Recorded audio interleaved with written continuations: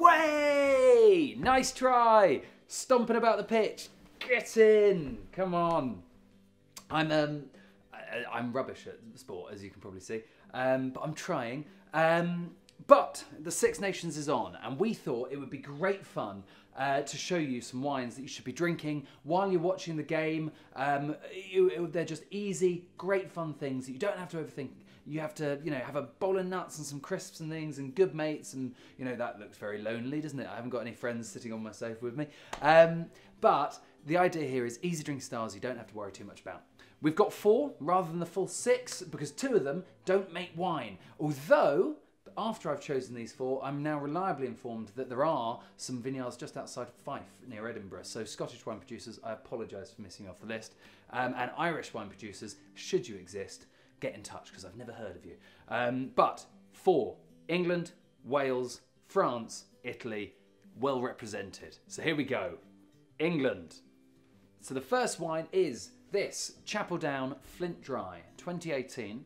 It's grown in Kent. It's a whole mix of grapes like Bacchus and Chardonnay and Reichensteiner and Müller-Thurgau and all kinds of bits of business that combine to produce this lovely, fresh, citrusy, slightly like kind of tropically charactered, zesty like white wine. Its palate profile is definitely cool and crisp. So if that's you, definitely try this out.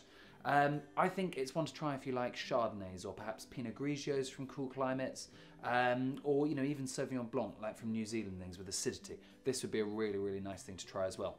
If you want to give it a go, it's in Waitrose for $11.99, and I think it's the perfect thing just to be drinking while you're cheering England on. So yeah, good luck England. There's your wine. Wine number 2, we're taking a trip a little bit further west from where Chapel Down make their grapes and venturing into Wales. Did you know Wales make wine? They massively do. One of the greatest producers out there is Anchor Hill Estate. These guys are, what I really love about them is they're biodynamic. So that means they're totally organic, but they also work with the lunar calendar to produce their wines, and they do certain activities in the vineyards on certain days when nature is at its best, most accepting of those things they do.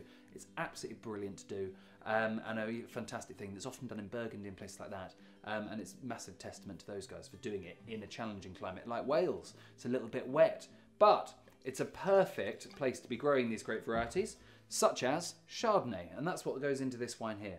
Chardonnay in really cool climates makes acidic, citrusy, lean, zesty wines, and this is that completely. What they've also done to that lean, zesty, beautiful fruit is they've aged it in a bit of oak, but it's really lovely, beautiful quality oak, and it's not over powerful. So if you just, if you're the kind of person that thinks I'm anything but oaky Chardonnay, this is a nice example to try. It's a great foodie wine. You could have it with roast chicken and things. But in the context of watching some rugby, have it with some roast chicken flavoured crisps would be my bet. I think that would be pretty good. Welsh wine is fantastic, and overall the quality is absolutely brilliant. It's not easily found on supermarket shop shelves and things in the UK. The best bet would be to go to indie merchants. There isn't actually one on Pingsa at this point, but there will be, I'm sure, as they arrive in the more mainstream supermarkets soon. This is from Tanner's, which is a wine merchant up in the north of England, and it's about 23 quid. So it's not cheap, but clubbed together with a couple of mates, each chuck about 5-6 quid in, and you're going to have yourself something that is absolutely stunning. So, cheers to Welsh wine. Good luck.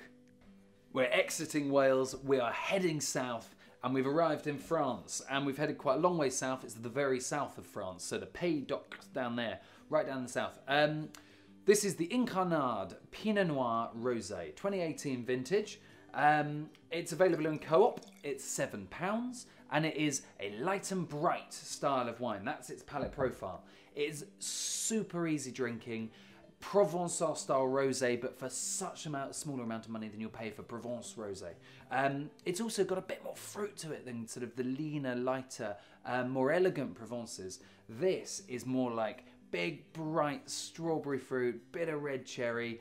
It's got enough going for it and enough sort of intense, bright fruit to keep you going while you're watching the match. Rosé is a great rugby drink, surely. Sitting there watching people smash into each other, being all sort of like heavy-handed, drinking a delicious, delightful rosé, dear. I think that's very nice. Cheers, here's to the French. So we're heading to Italy, and what we're doing is we're heading right up to the northeast, to the Dolomite Mountains, and we are getting Marzemino. That's the grape variety. You may not have heard of it. It's not a biggie, but what Marzemino does is it grows beautifully in the region of Trentino in those mountains.